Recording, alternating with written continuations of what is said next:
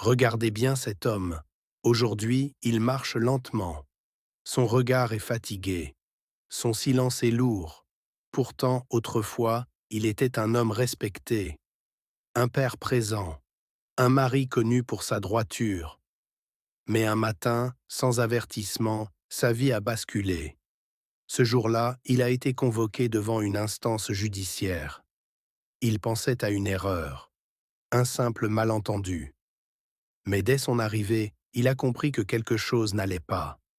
Les regards étaient froids, les visages fermés, le silence pesant, puis les accusations ont été annoncées. Des accusations extrêmement graves, des faits présentés comme un acte interdit, un comportement inacceptable, une faute que personne n'ose nommer. À cet instant, il a senti son monde s'effondrer. Les témoignages ont commencé. Sa femme s'est levée. Elle a parlé contre lui. Puis d'autres membres de la famille. Un à un. Tous racontaient la même version. Il ne comprenait pas. Pourquoi tous ensemble? Puis, on a fait entrer son enfant. Encore très jeune. Trop jeune pour comprendre la gravité de la situation. Elle a parlé doucement. Elle a répété des paroles qui ne semblaient pas être les siennes. À ce moment précis, l'homme a tenté de se défendre. Il a expliqué calmement qu'il n'avait jamais commis l'acte qu'on lui reprochait. Il a rappelé qu'un enfant peut être influencé, guidé, orienté par des adultes. Mais personne ne voulait l'écouter. Le verdict est tombé.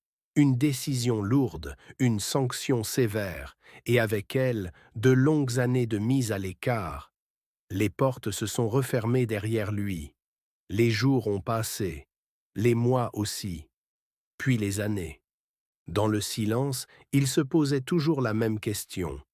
Pourquoi toute ma famille? Le temps avançait, le monde continuait sans lui. Un jour, une nouvelle responsable du dossier a décidé de tout revoir. Elle a relu, elle a écouté, elle a questionné. C'est alors que la vérité a commencé à émerger. L'enfant était devenu adulte. Elle a pris la parole, avec calme et sincérité. Elle a expliqué que ses souvenirs ne correspondaient pas à ce qui avait été déclaré autrefois. Son seul souvenir clair, c'était des adultes autour d'elle, lui indiquant quoi dire, comment parler, quelles phrases répéter. Elle a compris qu'elle avait été utilisée dans un conflit qui la dépassait. L'enquête a repris, mais le temps, lui, avait déjà laissé des traces profondes. Pendant son absence, des décisions avaient été prises, des choix définitifs. Lorsqu'il est finalement revenu, il n'a pas retrouvé sa vie.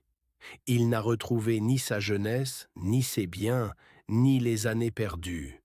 Il a seulement retrouvé la vérité. Un jour, on lui a demandé s'il pouvait pardonner. Il a répondu simplement « Elle était trop jeune ».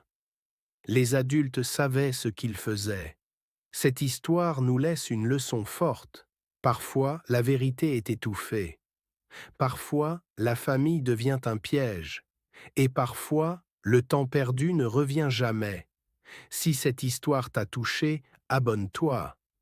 Ici, nous racontons des histoires vraies pour que le silence ne gagne jamais.